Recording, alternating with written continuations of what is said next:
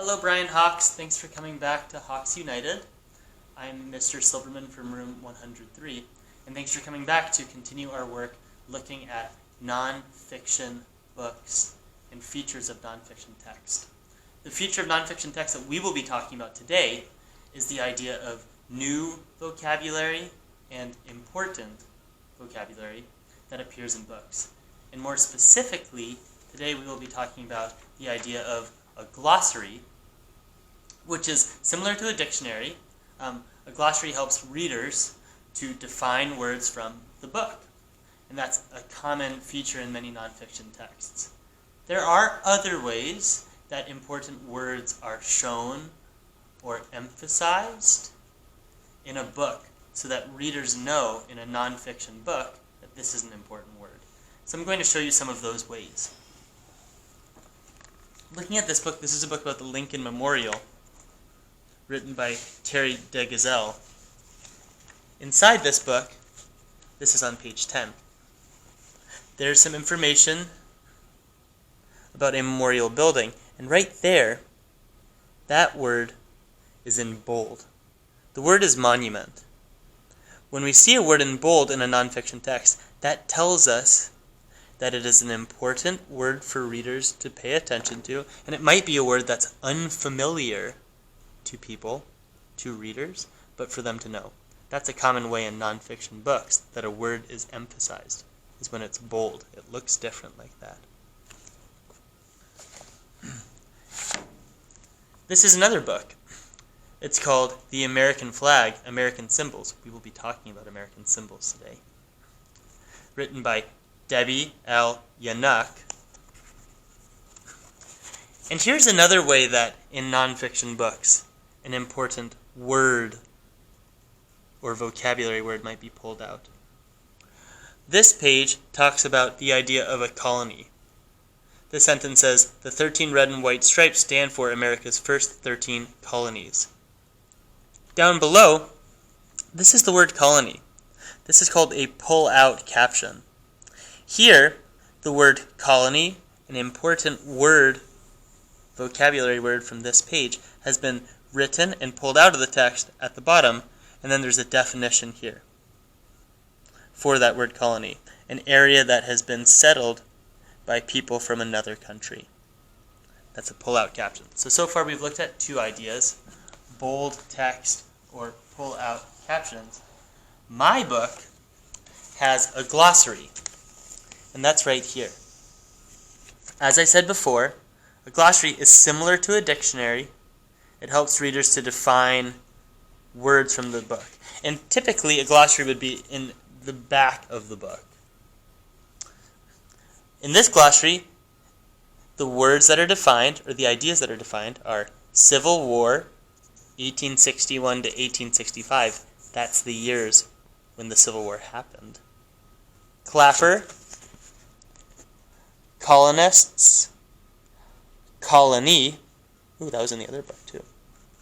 Constitution, Declaration of Independence, Pavilion, Revolutionary War, 1775 to 1783, toll, and yoke. This is a list of important words that we will be seeing in this book. Listen carefully to hear those words. This book is called The Liberty Bell by Mary Firestone, illustrated by Matthew Skeens. And there's a picture of the Liberty Bell with its famous crack, an important U.S. symbol.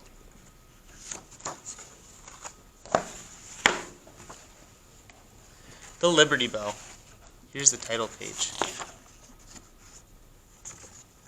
Table of contents. You looked at that before with Miss Confer, where different ideas can be found in the book.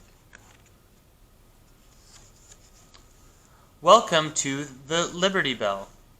I'm Clara, a tour guide at the Liberty Bell Center in Philadelphia, Pennsylvania. What is the Liberty Bell? The Liberty Bell is a famous symbol of freedom. The bell was made when Great Britain still ruled over the American colonies. Oh, colonies. That was a word from our glossary. In 1776, colonists rang the bell when they decided to break free of British rule. Are you wondering how the Liberty Bell got cracked? Read on to find out. That's what they're talking about right there, the crack. A call to gather. Early American settlers needed a way to announce important events. The best way was by ringing a bell.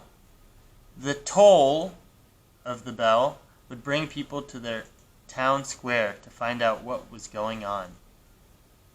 In 1751, the people of Pennsylvania colony ordered a large bell from Great Britain. They needed the bell for a government building in Philadelphia. The building was called the State House. The bell was tested after it arrived. The people in Philadelphia found the bell was cracked. And then right here on this page, there's a blue rectangle with words inside. This is another way that in nonfiction text that they might show or emphasize an important idea or piece of vocabulary from the page. This blue pull-out caption says, the State House later became known as Independence Hall. Independence Hall was where early U.S. leaders signed the Constitution in 1787. The bell makers. John Pass and John Stowe were given the job of making a better bell. The men were founders. A founder is a person who makes things out of metal. Pass and Stowe melted the bell from Great Britain and added new metals to it. Then this part says, the Liberty Bell is made mostly of copper and tin. It also includes small amounts of other metals, such as lead, zinc, silver, gold, and nickel. That's all the different types of materials the bell is made from. In March 1753, the colonists tested the new bell, but they still didn't like the sound it made. Pass and Stowe melted the bell again and made yet another new bell. Leaders in Pennsylvania decided to keep Pass and Stowe's second bell. It became the official State House bell. Ring of Freedom. The bell at the State House rang often. Its sound called citizens together for special events. On July 8, 1776, the bell rang to announce very important news. The bell's toll that day called people to hear the first reading of the Declaration of Independence. We've seen that word toll a couple times in the book so far. Toll. Okay, right. The glossary tells us here the definition of toll, the sound of a ringing bell. Okay, right. That's helpful information for us to know because we've heard that twice. Let's read that sentence again now that we know that definition. The bell's toll that day, the sound of the ringing bell, called people to hear the first reading of the Declaration of Independence. Okay. And right here it says, leaders from the 13 American colonies passed the Declaration of Independence on July 4th, 1776. The leaders met at the State House in Philadelphia.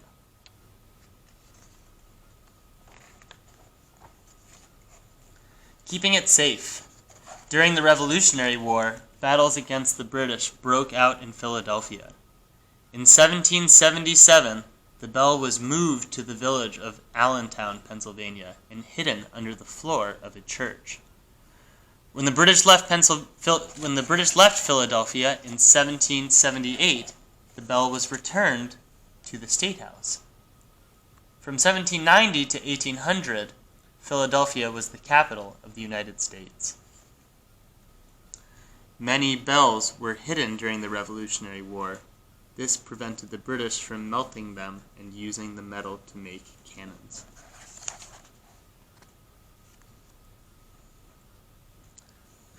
On this page it says the Liberty Bell. And then here it says the name Liberty Bell was first used in 1835. That's the year. Who named the bell? The Liberty Bell has a message of freedom written on it. It says, "Proclaim liberty throughout all the land unto all the inhabitants thereof." These words mean that all Americans should be free. In the 1830s, many people in the United States wanted to end slavery. These people believed Americans should be free no matter the color of their skin. They began using the bell as a symbol of their beliefs. They printed drawings of the bell in their newspapers and pamphlets. One such pamphlet included a poem called The Liberty Bell. The State House bell was soon known by this new name, the Liberty Bell. A final ring. Each year, the bell rang out to celebrate the birthday of George Washington. The country's first president was born on February 22nd. On that date, Americans celebrated his birth and his great deeds. Something went wrong on Washington's birthday in 1846. People in Philadelphia rang the Liberty Bell many times that day. Finally, a strange sound came out. A small crack in the metal had grown longer. Ooh, data and measurement, longer. The bell would never ring loudly again. And here it says, in 1852, the Liberty Bell was removed from the State House steeple. The bell was then put on display inside the building. The bell travels. Slavery ended in the United States in 1865. The Civil War had been won by the North, and all of the slaves were freed. Soon, the Liberty Bell took on a new meaning. It was used to help bring people in the North and South together again. The Liberty Bell was taken to cities across the country. It was displayed in New Orleans, Chicago, Atlanta, and other places. It helped all Americans remember the history they shared. The last time the Liberty Bell left Philadelphia was in 1915. The bell was taken to San Francisco for display at a huge fair. Celebrating freedom. In 1976, the United States had its bicentennial. That meant 200 years had passed since the colonies broke free from Great Britain. A building called the Liberty Bell Pavilion was built for the celebration. The bell was taken out of the State House, which had become known as Independence Hall, and was hung in the new pavilion. The new building made it easier for crowds of people to see the bell.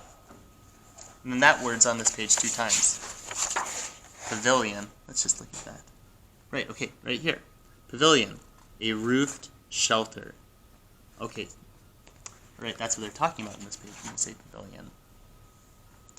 A new pavilion, that's that word in the glossary, called the Liberty Bell Center was built in 2003. This is where the bell is today. The Liberty Bell is part of the Independence National Historical Park. You can see the Liberty Bell anytime, day or night. It's enclosed in glass and is always visible. Goodbye, and thank you for visiting. And then there it is again. This is our glossary. The words say Civil War, 1861 to 1865. The battle between states in the North and South that led to the end of slavery in the United States. Right, you read about that. Clapper, the metal tongue inside a bell. Colonists, people living in a colony or a land that is newly settled. Colony, lands away from home that are controlled by the homeland, such as the American colonies of Great Britain. Constitution. The basic rules of the U.S. government. Declaration of Independence. A document saying that the colonies in America would be free of British rule. Pavilion. A roofed shelter. Revolutionary War, 1775 to 1783. American fight for freedom from British rule. Toll. The sound of a ringing bell. Yoke. A thick piece of wood from which a bell hangs. Thanks for coming back to do this read aloud, looking at the Liberty Bell. And for looking at that idea of glossary. That's an important feature of nonfiction text. And then right now, I just wanted to look at some things that are connected to the Liberty Bell that exist in room 103.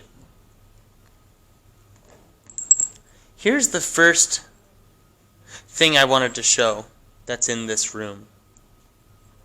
This is a small replica of the Liberty Bell, an important U.S. symbol. If you shake it, it makes a resounding sound. There are those words inscribed on the bell, and the crack right there. Beautiful toll. And right here is a poster that's in room 103 of important U.S. symbols, like bald eagle, like the Statue of Liberty, like the American flag, and the bison. In 2015, President Barack Obama signed a law that made the bison the national mammal. The animal has long been a symbol of the American West. And then right here, the Liberty Bell. The Liberty Bell hangs in Philadelphia, Pennsylvania. It was made in 1751. No one knows for sure how or when the bell got its famous crack. We'll check that fact. And then this is a book that shows information about different states. And this page is about the state of Pennsylvania, the Keystone State. And a lot of different information, a map of the state. And then right there, of course, the Liberty Bell. The Liberty Bell is a symbol of American freedom. The Declaration of Independence in 1776, the United States Constitution, signed in 1787, were adopted in the Pennsylvania State House, later renamed Independence Hall. And right, we learned about the State House in our book. And then this book is called A is for America. It's a U.S. themed alphabet letter book, an American alphabet, written by Devin Scillian, illustrated by Pam Carroll. And then for letter B, it says, B can be for Boston and the Battle of Bunker Hill, and breaking from the British, who ruled here until a band of brave believers, behind a boisterous yell, brought forth a brand new nation and banged the Liberty Bell. The Liberty Bell can be found in Philadelphia. It was rung in 1776 to announce a public reading of the Declaration of Independence. The Liberty Bell hasn't been rung since 1846 when the bell cracked. And that's just some of the U.S. symbol materials that are in room 103 connected to the Liberty Bell.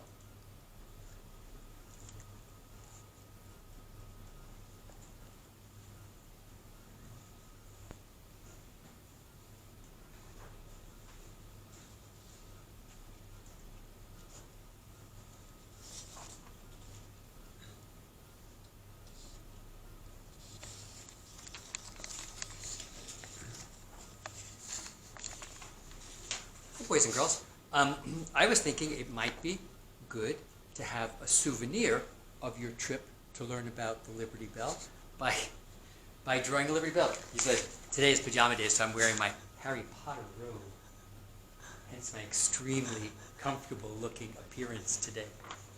Okay, I thought it would be good, if you'd like to, get a blank piece of paper, and then I'll show you one way you can draw a Liberty Bell to have as a souvenir of listening to the stories today that were about the Liberty Bell and that were emphasizing new vocabulary. If you're ready, you can watch me right here. If you'd like to draw a Liberty Bell, if you know how to draw one, then please go ahead. The Liberty Bell was kind of short. It wasn't very long, and so I'm going to use part of my paper, and I'm going to make a curvy line right here, but I'm not going to go all the way over to the other side. I'm going to leave a space, and you know why. Right, I'm going to leave a space for the crack. And I'm going to come over here like that. And then I'm going to add a little bit of the lip of the bell on each side that comes up like that. Then I'll bring it up on each side. And the Liberty Bell had a generally kind of flattened top, like that. It had a strong holder that connected it to the yoke. That was a word you heard in the book that Mr. Silberman read, and is a word that was in the glossary and means a holder for a bell. I'm going to make this 3D because we know about 3D shapes. Later you can color this wood color. Around the top of the bell there was a kind of engraved area that has words in it. I'm going to put this part, the little part that hangs out, you know that new word, it's called a clapper. That's the part that bangs against the inside of the bell to make that sound called a toll. Right. And then this is the part, remember that's why we left that space right there, was to be able to show that famous crack that everyone knows and thinks about when they remember the Liberty Bell. I'm just going to put a little bit of a line here in the back that shows the back of the bell from the other side. If you want to, you could write the word liberty in this part of the picture. Although I bet if you show this picture to almost anyone you know, they would know which bell this is. If you wanted to, you could write the word Liberty Bell in your picture or near your picture. And of course, remember to put your name on it. Then you're set. Now you'd have a souvenir of the story you heard today in the nonfiction book that Mr. Silberman read. Thanks everybody for coming to room 103 and listening to Mr. Silberman and to me, Mr. Gallagher, talk about the Liberty Bell.